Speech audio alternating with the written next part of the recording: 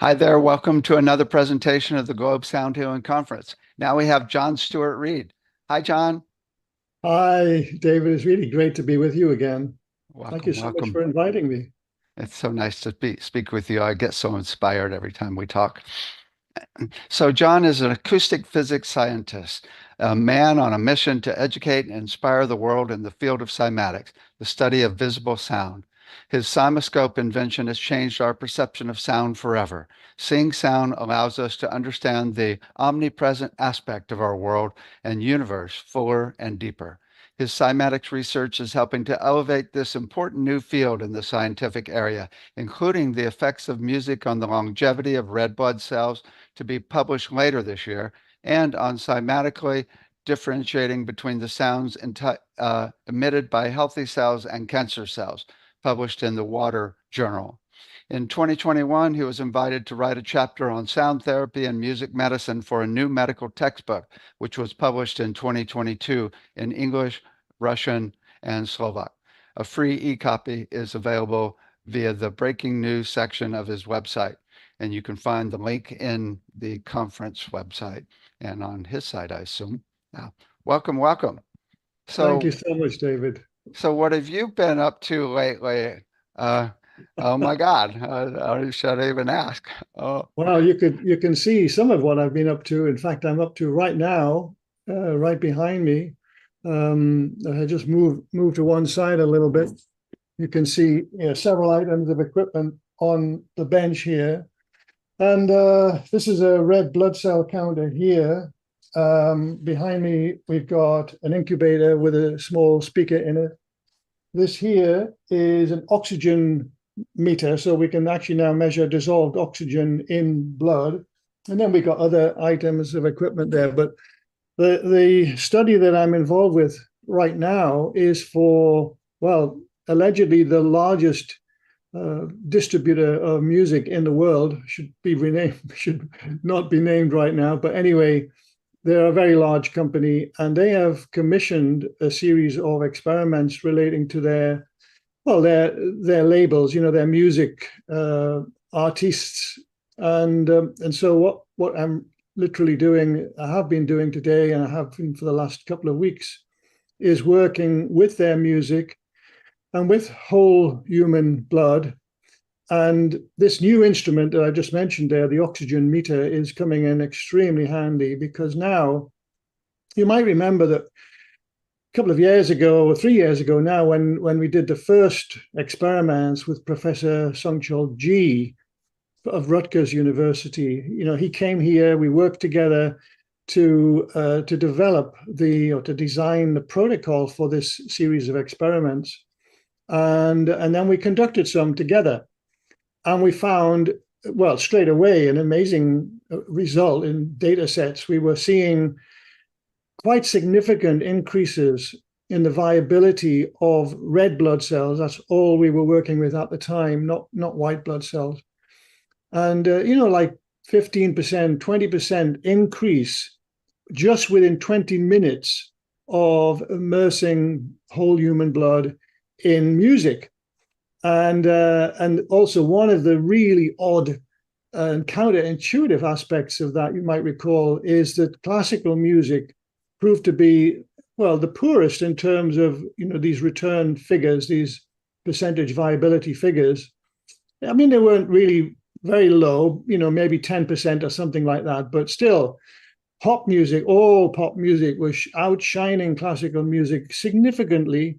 15%, 20% viabilities we were seeing. And that was really the clue in the end to figuring out, well, at least was hypothetically at the time, why it was happening. What was the mechanism that was driving this? Really, it's kind of a regeneration, you could say, of not the living cells, not the red blood cells that are in the test tube that are alive and well. Thank you very much. They're doing really well.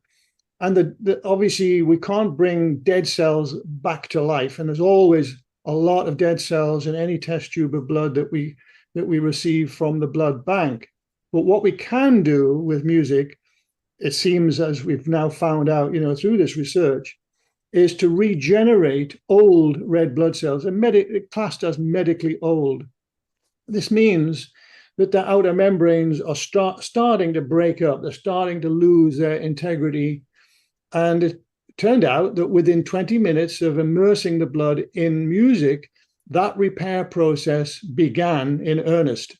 And so then when we remeasured the numbers of viable red blood cells, it turned out that there was this significant increase just within 20 minutes. I mean, it's pretty astonishing, David, isn't it? You know, that just that short period of music immersion actually helps, in this case, to regenerate old red blood cells. So the clue, of course, as I mentioned, was this aspect of classical music not providing as good a result as from popular music. And it turned out that the mechanism, at least hypothetically at that time, 3 years ago, was that popular music has this kind of driving bass beat, almost all of it does. And what that means is that the mechanical pressure of those low frequency pulses of sound are kind of like mimicking heartbeats. When you think about it, you know, in your circulatory system, of course, the heart, its primary function has many functions, but the primary function, of course, is to pump the blood around the body. But one of the other functions that was not known at the time, at least I've never found any scientific paper that mentions this, is that the sound of the heart beats is actually part of the mechanism, a really important part of the mechanism that causes the dissolved oxygen in the blood. You know, the oxygen comes from our normal respiratory system. So we breathe in air, which contains oxygen and nitrogen and many other gases. And then that goes through the alveoli in the lungs. It ends up in the bloodstream as oxygen. And then because we breathe out the CO2, that exhale through our normal breathing. So we have this dissolved oxygen in the blood. It's only available, so it seems, to the hemoglobin molecules in the red blood cells when there's a pulse of low frequency sound.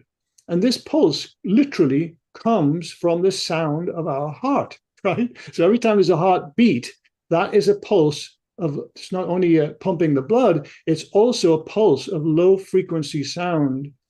And that is part of this mechanism that causes the oxygen to bind to the hemoglobin, right?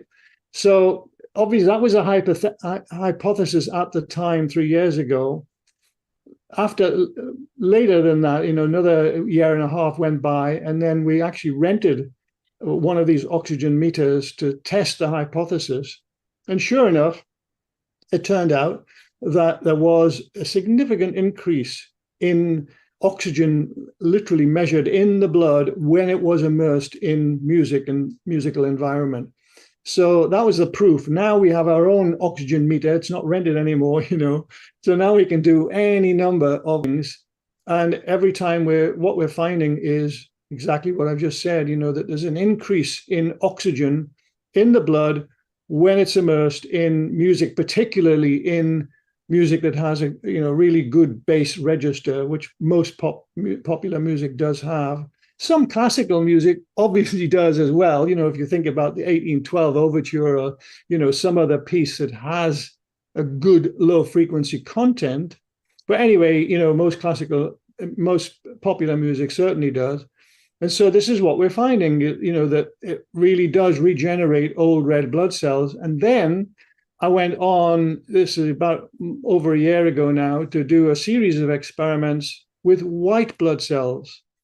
And what I found there was that the percentage increases were not as great, only like 2 or 3% increase within the 20 minutes. But still, even that is pretty significant, really, when you think about it. And also one of the reasons, I think, I still don't know for sure this, but I'm pretty sure that one of the reasons that we're not seeing as great an increase in the white blood cell count is because when we receive the blood from the blood bank, most of the white blood cells are already dead. They don't last very long once they're taken out of the body.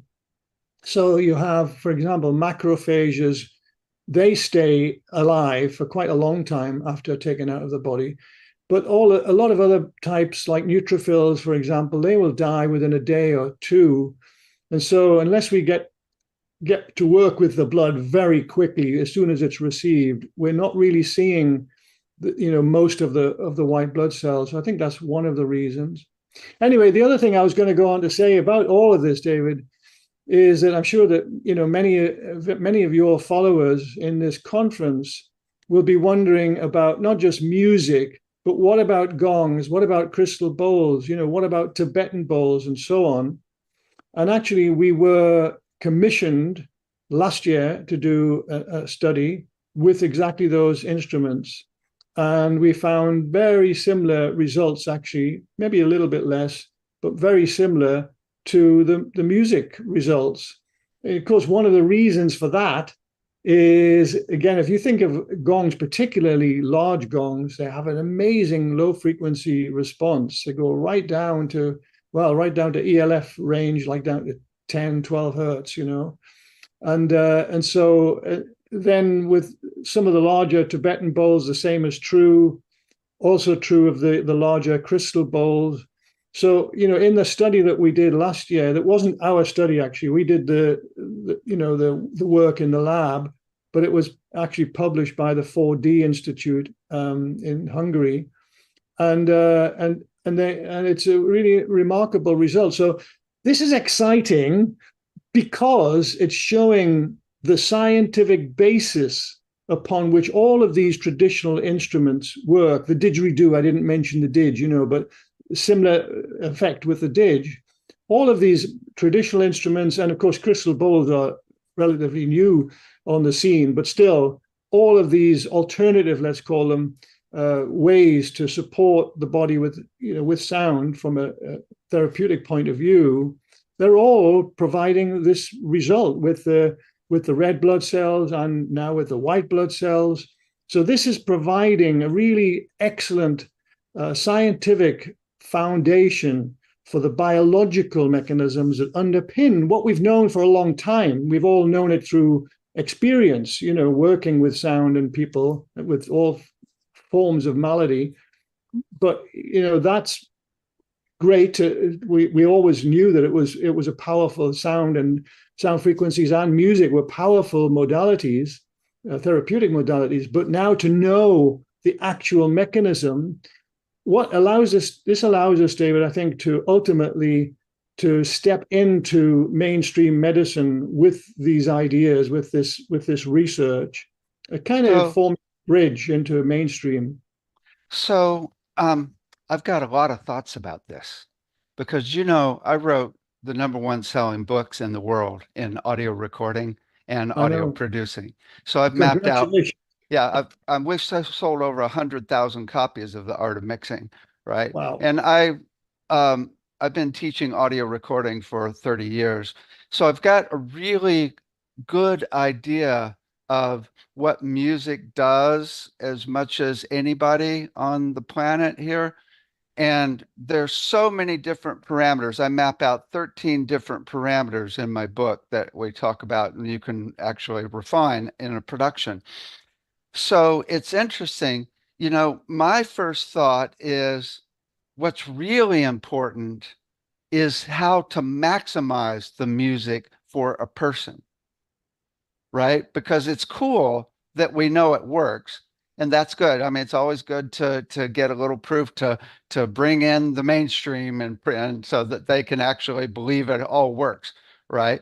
But to be able to maximize it. So when you say the mechanisms, it's like there's a couple of things I'm hearing, but it seems like it's way more detailed. And I can give you some ideas here to maybe we can brainstorm on it and see what you think. Okay. So first of all, what I've found is music is light years more effective when the key and the rhythm is set to that person's metabolism where they're naturally at peace.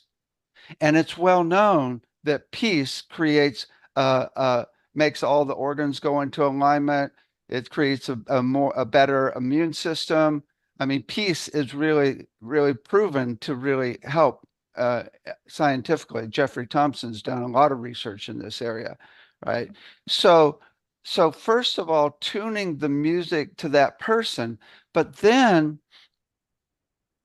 there's also the aspect that I wonder about of getting people high.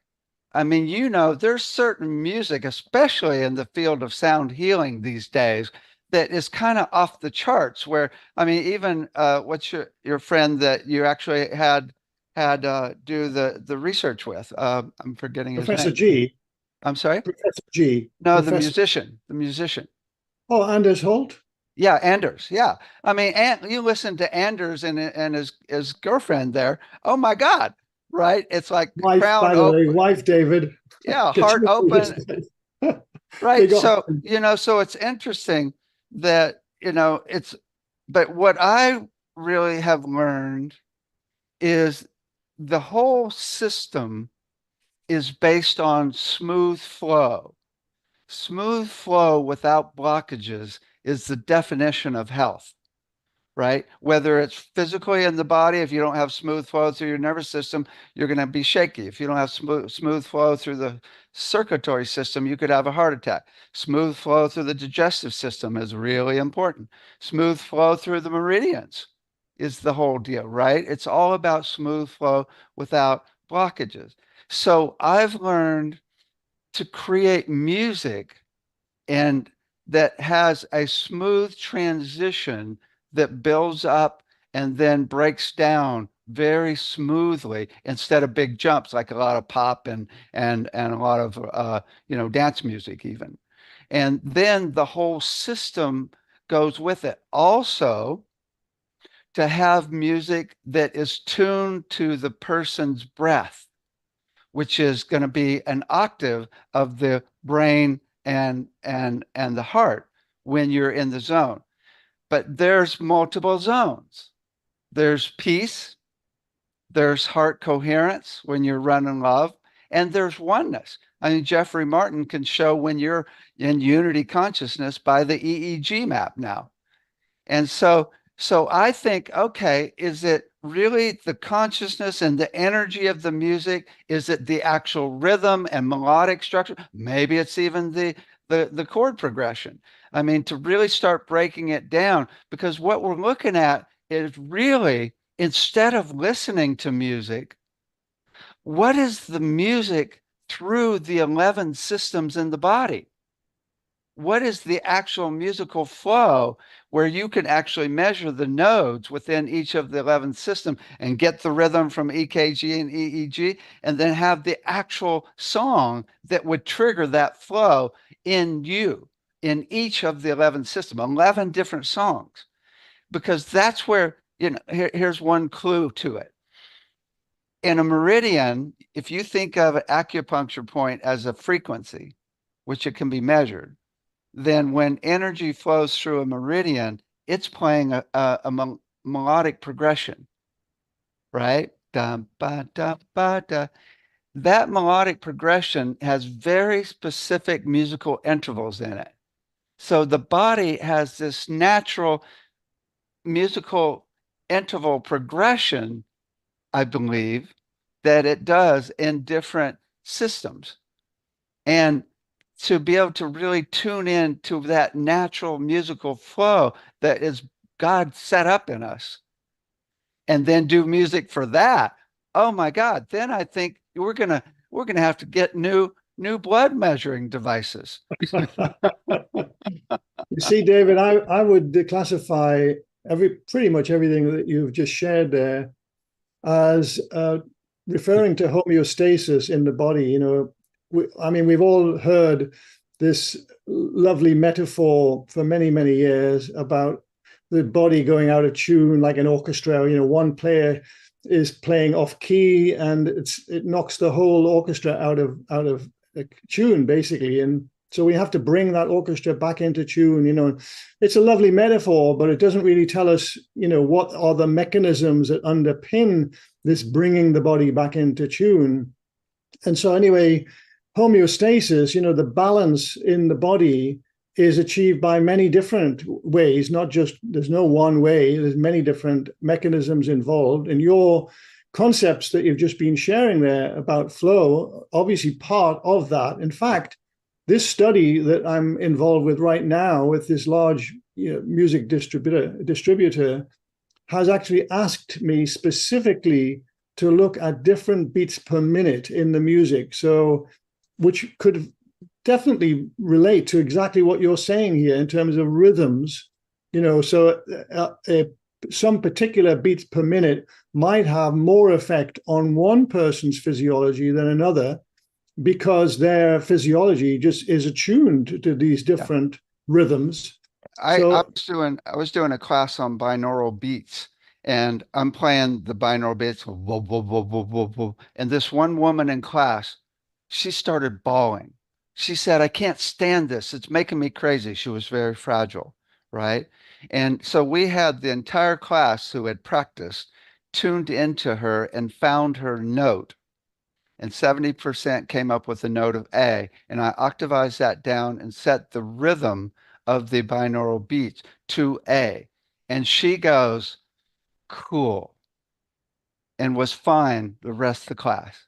wow, very good. Yeah, Excellent. some people, and I've found this with over 25 people that are really fragile, is if it's not tuned to them, they can't handle it when somebody's super fragile. And so that really shows to me how important it is to tune it to that person's metabolism rhythm when they're in homeostasis. Wow, wonderful. Yeah. It brings to mind also the discovery of the Niels Bohr Institute, where they've shown, well, from 2005, I think was the first experiments that they did in this, what I'm about to share. And then later, 2012, and many other labs since then have confirmed their results that the primary, in evolution, the primary method of transcription in the nerves is sound. It's not electrical impulses. The electrical impulses are there, but they come as a consequence of the piezoelectric effect of the nerves. So the nerves, the afferent nerves all over our body, are actually soaking in sound. Literally is what, in evolutionary terms, they were designed to do.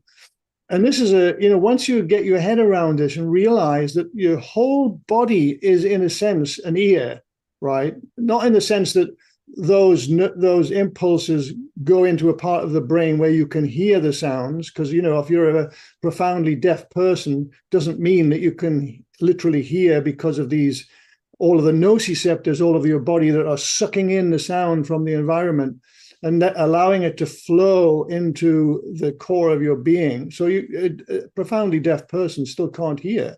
But still, what it means is, from a scientific viewpoint, a physiological viewpoint, all of those sounds around us, including music and other sounds, are literally coming into our body through our nerves, and then can be used in a therapeutic context, just as you've been explaining there about these 25 people that you worked with, to entrain them to their own specific rhythm, as it were.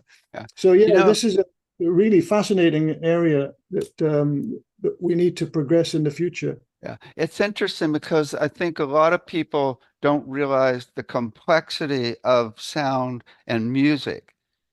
And it really works at all different levels. This is the way I think the mechanism works.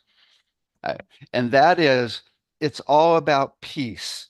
But you can do peace at the frequency level, and that's the difference between chaotic vibrations and stable, consistent vibrations. And all sound mostly is stable, consistent. And the law of physics, I was a physics major at UC Berkeley, is a strong vibration will overcome a weaker and train the weaker into the stronger, right? So you can use a stable vibration to overcome the chaos at the frequency level, right? Which could be a cell, could even be even at the atomic level. I mean, there's many different levels you can work at the frequency. But then there's the timbre level, where there's many frequencies, and that now you're talking about a chord within one sound. The harmonics create a chord within that one sound, and that chord can be warm like a harp or dissonant like a gong. And so we like more warm sounds, but dissonant sounds break things up. But then you can look at the musical interval relationship between two cells or two organs or two parts of the body. And that's really important because even if the frequencies are different from person to person, those are going to be the same. And so the harmony is in a musical interval relationship that's harmonious, right? That's the peace. And then peace at the music level or flow level is smooth flow without blockages, not right? Or a blockage, which is really horrible, right? So there's multiple levels, and a lot of people and researchers and scientists aren't looking at all the different levels because it's not so much about things going out of tune. In fact, I don't think that's a good metaphor at all. That's like cancer. Cancer now is a different frequency. It's completely out of tune. Normally, it's just buzzing or dissonance or not flow. It's really just chaos is what it is, which is fear, anxiety, stress, and all the different aspects that make us off from who we are. Well, David, if I can just interject there and say that I think, the fear, anxiety, stress, they actually do cause cancer in the body, at least from my belief. And Over in the time. study, this other study that I did with Professor G, where we were differentiating between the sounds emitted by healthy cells and cancer cells, you're absolutely right. The sounds from cancer cells that are emitting them through their vibrational aspects of their membranes, they are chaotic, basically, whereas the sounds from healthy cells tend to be very harmonious in relative terms. And so they're still complex sounds, but they're much more harmonious than cancer cell sounds. And it's one of the ways that I would love to investigate in the future as a means to ultimately destroying cancer cells through sound. I know many people are attempting to do that. I have my own ideas that I'd like to investigate. And one of the devices that we need in order to do that, to listen in to cancer cell sounds and indeed healthy cell sounds, is a very special type of microscope that is called a coherent Raman system. And actually, they're about $250,000, so we've got a way to go before we get the funding for that. But I would love to investigate that. But You David, doing the body, does it work in the body now instead of in vitro? no, it's still in vitro. You still have to Okay. have a biopsy to begin with, unfortunately, at this stage, at any rate. But yeah, that would be a really wonderful study in the future. But one of the questions that I had for you, David, before we began recording this chat together, you were mentioning about water vortexes, and I'd love to have a little chat with you about that subject, if that's okay. Yeah, it was interesting. I just interviewed Harry Rhodes, who invented the med bed, and he was saying something really interesting. He said that 80% of the function of the heart is not just to pump blood. The 80% is to create an electromagnetic field that the blood rides on. Wow, how interesting. I think that takes a little bit of swallowing. But anyway, I mean, it's certainly interesting. And I would like to, have a discussion with him about that. And, but you were talking about water in terms of free electrons, right? That's what we talked about just before we began actually recording here. Yeah, he talks about creating way more negative ions because until you have a balance of negative and positive ions, then the body won't let water into the cell. That's what he was saying. Yeah, this is concerning oxidative stress in the body. Basically, in our normal daily metabolism, we are creating what are termed free radicals all of the time. That is, I should caveat this and say that provided we are wearing shoes, socks, and so on.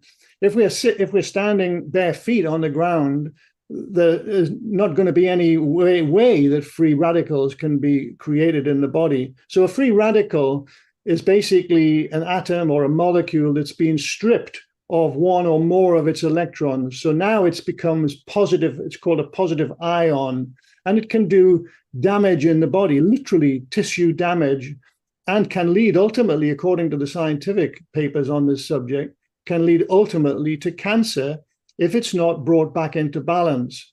So oxidative stress is a really bad thing for anyone. It happens automatically in terms of this production of free radicals in the body. So you might think, well, why does nature allow this to happen? Why is it? Well, one reason is because, as I mentioned, in nature, we wouldn't be wearing shoes and socks in the first place, So we are, all of us, most people in the world now, are isolated from Mother Earth. When that happens, when you're isolated, it means there's no connection with the electron from the Earth. If you were literally standing on the Earth, then all the free electrons from the Earth would rush into your body constantly and basically fill up all of these, make the positive ions filled up with electrons so that they all just become neutral again, right? But of course, in our Western world now, particularly, that's just not going to happen. Everyone's going around with shoes and socks on. So what can we do? Well, first of all, there are endogenous substances in the body that are attempting to bring balance back into, in terms of antioxidants, in other words, natural antioxidants in the body. But very often, because of all of the, not just the metabolic processes in the body that are causing your own oxidative, contributing towards your own oxidative stress, but also pollutants, toxicity in the environment and so on, all causes oxidative stress in the body. And this, of course, can be helped by can be brought back into balance in many different ways. And one of them, of course, is to take antioxidants. And lots of people, do take food supplements to help this. Leafy green vegetables are really wonderful for this as well. But the one that I wanted to focus on right now, because of what we were discussing, is this aspect of water, this special water that you can drink that instantly neutralizes all of the free radicals in your body because it's supercharged with free electrons. And so I'm a little bit puzzled to begin with by what your friend or colleague was saying about vortexing water, because from my perspective, having studied water for several years now, not intensively, but I've read a lot on this subject, from Professor Gerald Pollack and other researchers. And what the upshot of it all is that when we vortex water, whether that's in an actual food blender, because you can put water into a food blender and just whiz it, or you can use a bespoke vortex unit. I mean, we have one, Annalise and I have one in our home, and we do this every day. When you spin the water, the primary reason for doing that, obviously it does help to oxygenate the water a little bit, but the other, which is a good thing, but the other primary reason is to disassociate what are termed coherent domains in the water. These are clumps, natural clumps of water molecules. They tend to clump together in like clumps of about 1 million water molecules. Because you can't see them in, water is transparent. It's all invisible to the naked eye. But nevertheless, they do clump together and create these, coherent, they're called coherent domains. So when you whiz the water, when you vortex it like that, it breaks up all of those clumps, disassociates them basically, and gives them freedom, gives the individual water molecules much more freedom to move around. So when I teach this subject, to my students, what I teach is, first you vortex the water, just like your friend was saying. But the next stage is to warm it. And right now, actually, I used to warm it to 37 degrees, which, or 98.6 Fahrenheit, which is obviously blood temperature. But what I found was that putting the water then into a vacuum flask, a glass-lined vacuum flask, overnight is what we are now doing in our home here. The reason for doing that is because the hydrophilic boundary inside the glass is the place where EZ water, exclusion zone water, which or some people call structured water, is formed. And it doesn't form instantly. Professor Pollack and his team found that it takes several hours for the layers upon layers of structured water to build, or exclusion zone water to build. So these are the processes: first to vortex it, then to warm it, because they found that infrared light helps this process of building these beautiful hexagonal layers where, as your friend was saying, you've got masses of free electrons available in that kind of water. And then ultimately, well, the next day, the way that we do it, at evening time. Next day, we drink that water throughout the day, and it's supercharged with free electrons, and it's free. I mean, we don't, it doesn't cost us anything, and yet we are getting all of the free radicals in our body neutralized just by drinking this, special kind of water. He also talks about hydrogenating it, which I've got a Yeah. hydrogen flask myself as well. Yeah, that's another way you can do it. Hydrogenated water is also, full of negative, well, obviously electrons. So it's another way that you can do it. But the way that we do it is anyway, just with, as I've explained, just by spinning it in a food blender or in a bespoke vortex unit. And I know they're available from Amazon, because we've actually got one out from Amazon ourselves. This is a beautiful thing as well to look at, but it's also highly functional. And then we warm it in a saucepan. I actually warm it now to 50 degrees, because the vacuum flask loses quite a bit of heat during the night. And so by the next day, you're back down to blood temperature. And David, it's really, you might think it's odd to drink warm water like that throughout the day, but actually it's really beautiful. I mean, and of course, the other thing is that it's so easy for your physiology, to your biology to assimilate that warm water. It doesn't have to do anything to heat it or cool it. It's just immediately there, absorbed and assimilable to your cells and your whole body, basically. Right. I've got a device that actually puts the Schumann resonance into the water as well. Wow. And it's like, oh my God, there's the potential is really massive to, I don't even think we still know like the whole mechanism of how it all works, right? But we're making headway, that's for sure. So what about this audio heterodyne discovery? Well, that's something that, I haven't, although I just made the discovery, I should explain what it is for those, of your viewers in your conference who don't know about it, and I will do that in a moment. But just to say that I yet haven't had the time to actually discover the underlying mechanism behind it. But basically, I'll describe it very briefly, for your followers right now. So last year, Anders and Kachina. I know you have interviewed them, and they're really beautiful people, and they make absolutely gorgeous music. And so Anders Holt. And Holt is Holte. So anders-holt.com if any of you want to look him up, and his darling wife Kachina. They make this beautiful music. One of the albums that they gave us a few years ago when we first met them is called Dream of the Blue Whale. And in this album, it's an absolutely beautiful album. And in this album, Anders, of course, who has this really, he's a Viking, right? He has this, deep, resonant voice. It's really gorgeous, deep voice. And I was really interested to know what frequencies is Anders capable of, what low frequencies Anders capable of producing.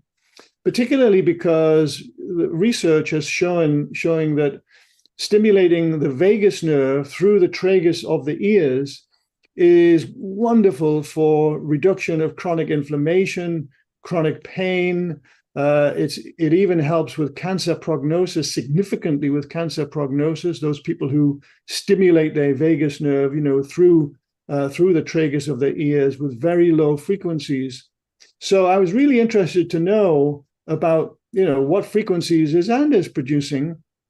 Maybe that would be a really great thing, from the point of view of reducing chronic inflammation through headphones, by the way, not through, through speaker system. You have to have really good quality headphones.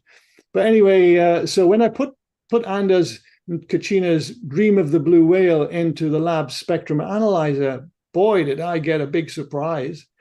Because what I saw was the lowest band on the analyzer, which is the 12 hertz, 1/6 octave, 12 hertz band, was dancing up and down right throughout the whole album. I was really puzzled by this. Why? Because, well, I'd already had a discussion with Anders, and he told me that even on a good day, the best frequency that he can get down to, vocal frequency, is about 60 hertz. And so here I was thinking, well, okay, 60 hertz, but why is the 12 hertz band dancing up and down? And the other thing that some of your viewers probably won't know is that the shape of filter curves in these spectrum analyzers is like a bell jar kind of shape. So what it means is that when you see, in this case, the 12 hertz band dancing up and down, that means the sideband, the lower sideband, is actually responding to frequencies like 4 and 5 hertz, right? This is from an album that Anders and Kachina had, created. And so I was just really, really puzzled by it. So then I dashed up into our home, where we've got a very eclectic mix of music CDs, and brought them down into the lab and started looking at a whole bunch of them on the spectrum analyzer. And what I found was that not every album had this effect. Some had it, some didn't have it. And this is still a puzzle to me to this day. This is still something, it's a delicious puzzle, David. I'm going to definitely, get my teeth into it at some point.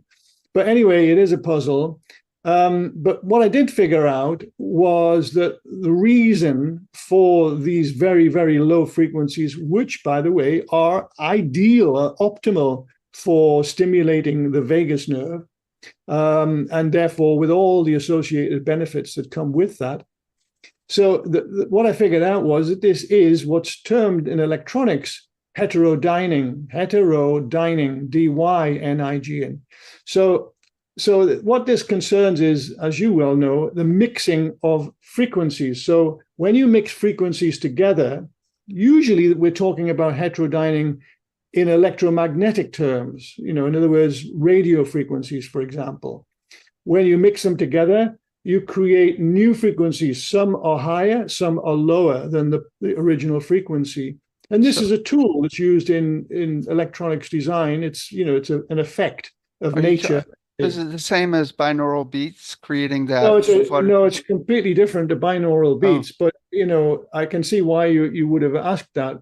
But no, it's normally, like I say, it's a tool used in electronics. When you're designing a piece of circuitry, this is a phenomenon of nature where you can create a new frequency for a very good reason in the electronics by mixing other frequencies together. It's not known in acoustics terms. In fact, I have been an acoustics engineer almost my whole career, and yet I didn't know this simple fact, right? So it was very humbling for me to see something like this after a lifetime in sound and not know the reason for it. It's still humbling to this day because I still don't. What do you think creates the other frequencies? Obviously it's specific frequencies that are probably, this is just a guess, but more than likely very close together, but specific in terms of frequency, but specific frequencies that are then, when they mix, create these ELF, these extremely low frequencies. And of course, they will be creating higher frequencies as well, but I wasn't interested in those. I was only interested in these really, really low frequencies It must be because, wave interference. I mean, that's, I yeah, mean, well, what of else could course it it be? is. Which is Yeah. simply, which is really basically the same mechanism as, beats. I mean, it's really, I mean, Yeah, wave but what you interference. have to, the difference is that beat frequencies are happening literally in sound, right? They are happening literally in sound, acoustic sound, right? As opposed When the to, two sounds meet in the air. yeah, exactly. But what I'm talking about in heterodyning, I'm not talking about sound. I'm talking about, well, ultimately it becomes sound, but it begins its life. Let's say, take the CD player that I was referring to, right, in the lab here. What's coming out of the CD player is not sound. You have a CD that's spinning and it's being read by a laser, obviously, and then you have a digital to analog converter in the CD player. But what's outputting from the CD player is not sound, of course. Yeah, It is an electrical domain signal. It's a signal. It's an audio signal, right? sure. It's not sound. And it's not sound when it goes into whatever the preamp, the actual any equalization that you've got, or indeed the amplifier, the final amplifier, before it comes to the speakers, before it becomes sound, literally from the Yeah. speakers or from headphones, right? So I'm talking. Electromagnetically, the waves interact pretty much almost the same way as sound, even when they're in the wires.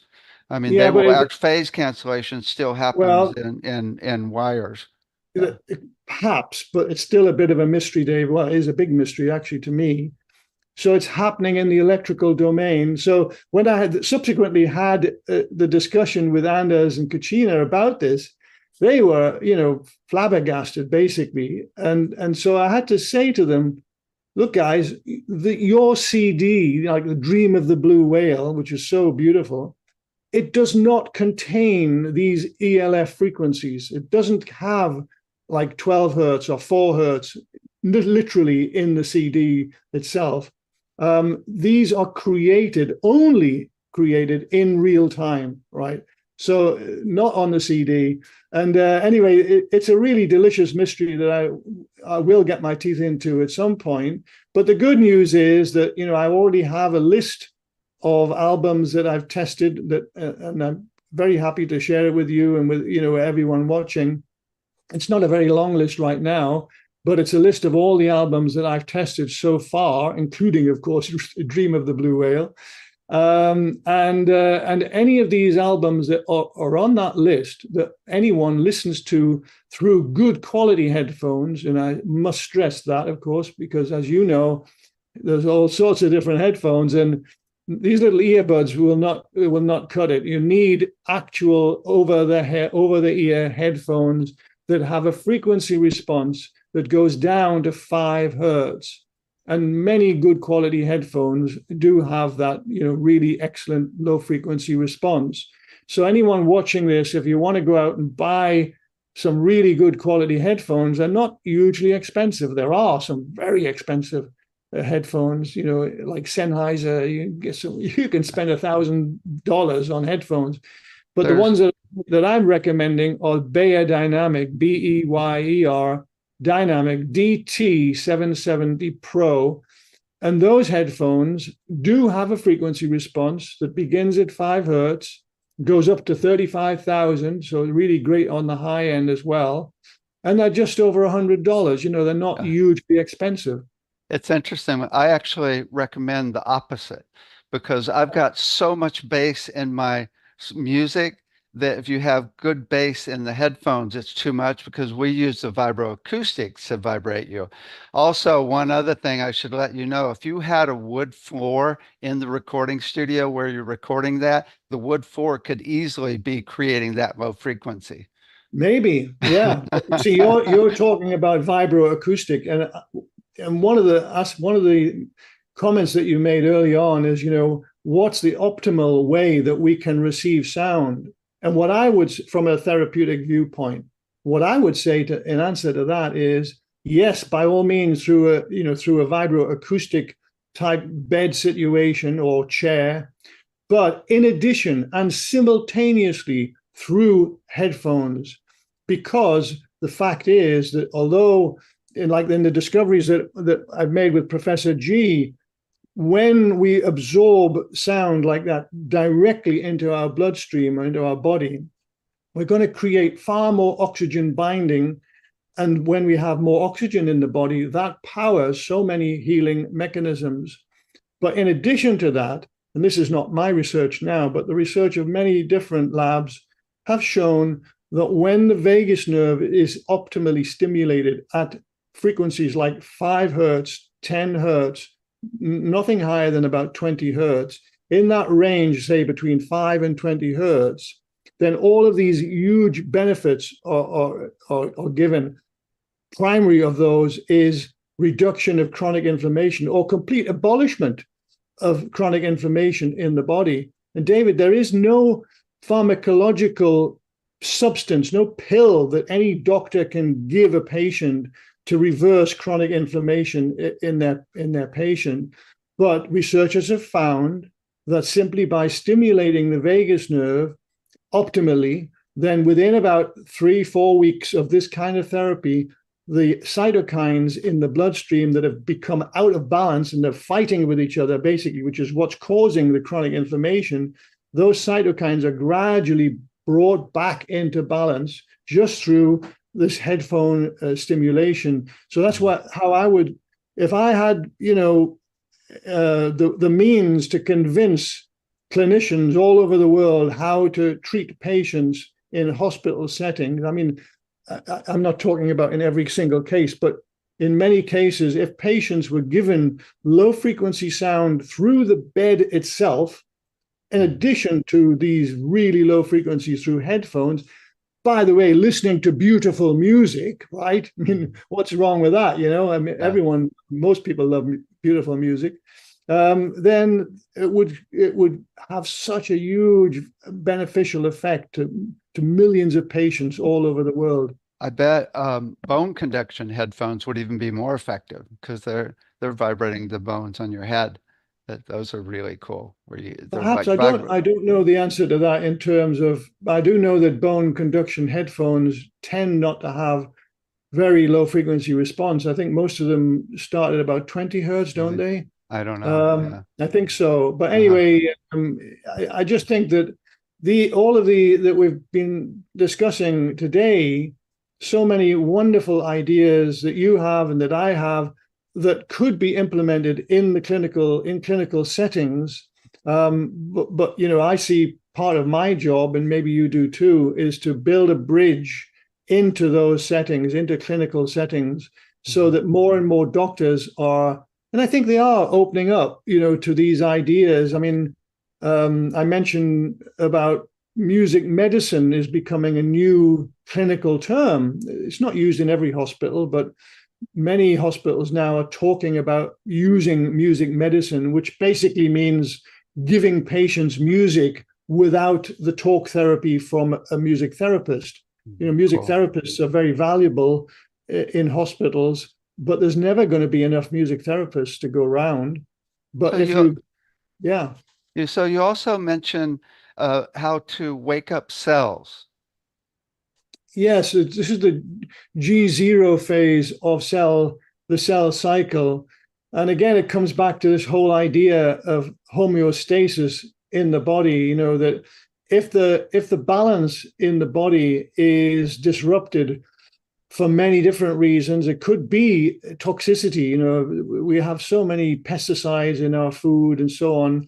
And many people don't take the steps necessary to detoxify their vegetables before they eat them. We do here, by the way. We spray all our vegetables, and we also use bicarbonate soda, soak them in for 15 minutes and then rinse them before we actually eat them. But many people don't bother to do that, and so and many people can't get hold of organic vegetables and so on. So taking in toxic substances, for example, that can cause a system of the body or systems of the body to go to sleep. And what that does is when these cells go to sleep, it's called the G0 phase of the cell cycle, that causes great imbalance in the body. The body is so exquisitely balanced. And if a system of the body is asleep, well, obviously it knocks the whole system out of balance. And so cells are then in this sleep phase. And one of the ways, if you look this up in the medical literature, what it will tell you is that one of the ways that a cell can be encouraged to come out of the G0 phase and into the G1 phase, which ultimately leads to mitosis, replication of the cell and so on, is time, rest. And obviously this is, one of the things that medical doctors very often tell their patients, you need a good rest. Well, there's a heck of a lot of truth in that for sure. Another way that's mentioned in the medical literature is an injection, or basically giving the body really high quality nutrition. And when the cell is given this nutrition, of course, via the bloodstream, then that can encourage the cell to reawaken and rejoin the cell cycle. I liken it to Sleeping Beauty. Actually, I was going to say this, that it's the kiss of the prince, that awakes Sleeping Beauty. But in addition to rest and in addition to food or nutrition, then sound frequencies can have the same effect. And many people will say to me, well, how do we know, which frequencies to give the cells to reawaken them, the kiss of the prince, right?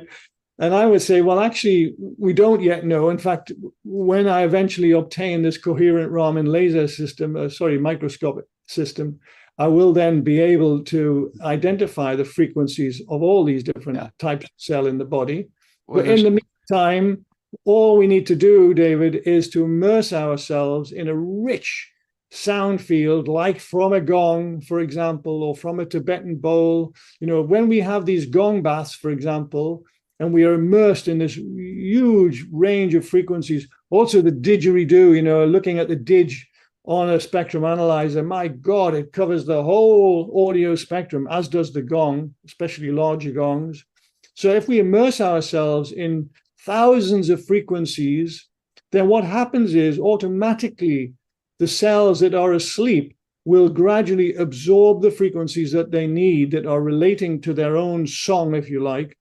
And we do know from the work of Professor James Jimzewski that all cells have their own unique song. So that the cells will automatically receive this as a stimulus that will then encourage them to reawaken and rejoin the cell cycle, and therefore rebalance the body back to homeostasis again.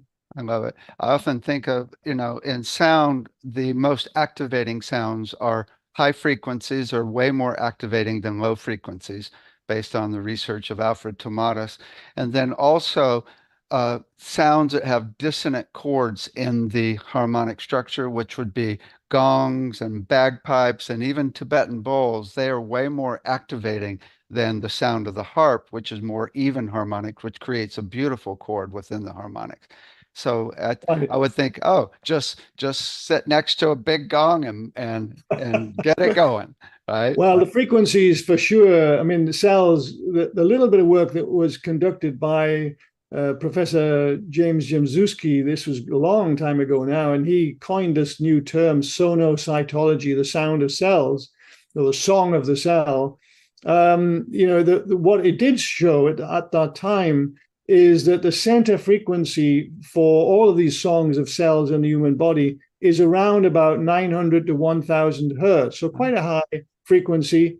And of course, going up from there, so that's the center frequency, say 1 kilohertz, but it will go up to, say, 5 or higher kilohertz and then lower as well.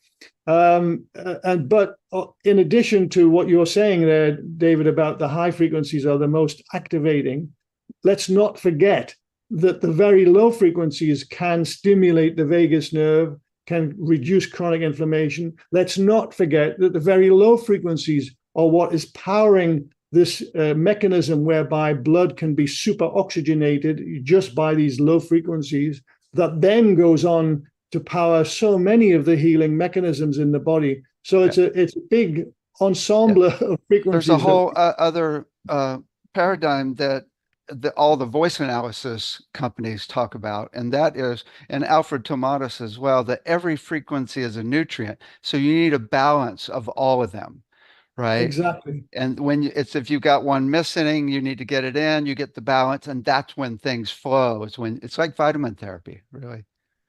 Yeah. Right. Okay, so one last thing. You talk about the signal to noise ratio in our physiology.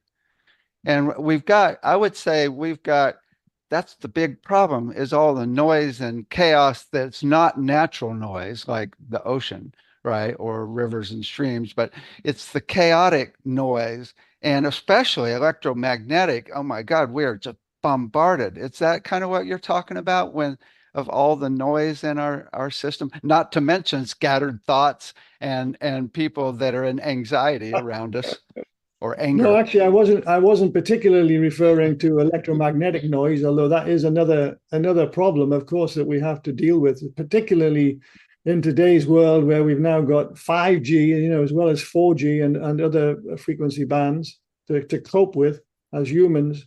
But no, I was really referring to this. Well, it's still a mystery in biology as to how it is that our cells can actually receive signals from the central processor, from our brain, as it were, um, even when the levels of noise in the body, and I'm talking now about sound, literally in the body, is so high. That it's a very noisy place actually inside the body, and one of the reasons for this, of course, is that every biochemical reaction that occurs, and biochemistry is what gives us life, right? But every biochemical reaction viewed from an acoustic standpoint or the acoustic physics standpoint is sound.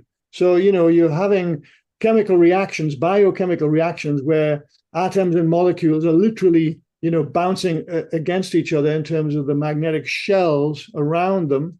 And when that happens, when they have a biochemical reaction, and of course there are millions and millions, probably trillions happening in your body all of the time, every second, that is all sound, basically. And even the thoughts that you have, you mentioned thoughts. Well, every single thought that you have begins with sound. And this is not usually talked about, in neuroscience terms, because neuroscience is a very distinct discipline and it's separated from physics, essentially. So a physicist wouldn't normally talk about neuroscience, and a neuroscientist wouldn't normally talk about physics. But in reality, every thought you have in the neurons of your brain begins with sound. Literally the patterns of the firings of the neurons are creating inelastic sonic collisions that then don't stay in the brain. They then cascade throughout your whole organism, which is another part of the reason why the body is such a noisy place. So it's a big mystery as to how this, balances, how cells are able to listen in to the central processor. So you're saying All of that this noise. wouldn't that be like kind of a symphony too? Kind of like right? Besides, I mean, it's not all noise, right? There's a lot of like harmony. There's No, indeed. No, no, no, no, no, David. no, No, really, no. we're It's a all mess. literally, it's all obviously the signal from the central processor, right? There is signal, of course, right? The brain is sending out in the electromagnetic spectrum, in the infrared spectrum, is how most of the signaling from the brain is received by all of the cells in the infrared spectrum.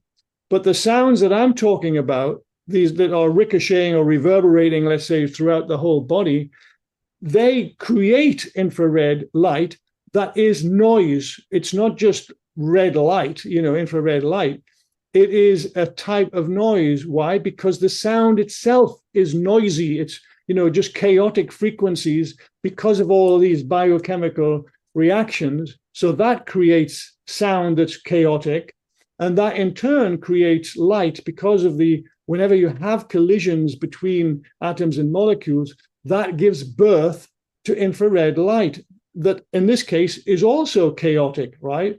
So Now, now, amongst all of this chaotic sound and all of this chaotic light, you still have the signal from the brain that is understood by the cells. And this is part of the mystery. But what I Now, was going now, to, oh boy, it's so there's a big difference between a chaos of a ocean wave crashing, which is total white noise, right? yeah, And chaos of an engine creating white noise or oh, I even a agree. car driving by, I agree. right? So when you say chaos, it's easy to get the thought that it's a mess. We're a mess, right? When it's really, I mean, even in our sacred geometry class here with Richard Feather Anderson, he says chaos is even beautiful order itself. Well, in one sense, it is. It's a type of white noise, let's say that, or pink noise. It's a type of noise.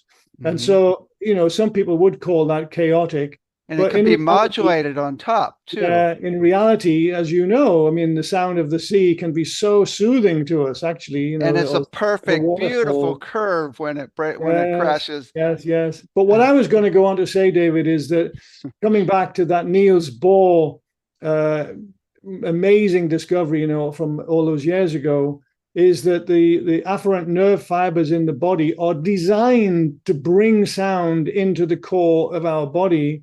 And therefore, when we immerse ourselves in musical environments, whatever type of instrument that is contributing to the seesaw of signal versus noise. It's bringing harmony back into the body, into the core of the body, and therefore tipping the seesaw, if you like, of signal to noise ratio towards signal and away from noise. That's how I visualize it in my mind's Excellent. eye. It may not be an exact model, but I think it's probably somewhere near the truth. And then obviously, even as big is just positive thought or connection to source and higher energies. Absolutely, That's going to absolutely. modulate, that's going to create way more coherence as well. It Cool. will indeed. It It makes will indeed, sense. David. Yeah, yeah. Excellent. Anything else you want to share before we end? This is so interesting. Well, it's been hugely enjoyable for me too, David. Just anyone wants to look at my work, go to cymascope.com, CYMA, scope, like microscope. And, there they'll find a lot of free information. And yeah, I've very much enjoyed our chat today, David. And I hope that all of your viewers in this conference have enjoyed it too. Yeah, excellent. It's always inspiring. It makes me think of the massive potential as we learn more and more to really help so many people. I agree. And I appreciate Many your blessings, David. work. Many blessings. Thank you and take care. Bye bye. Bye.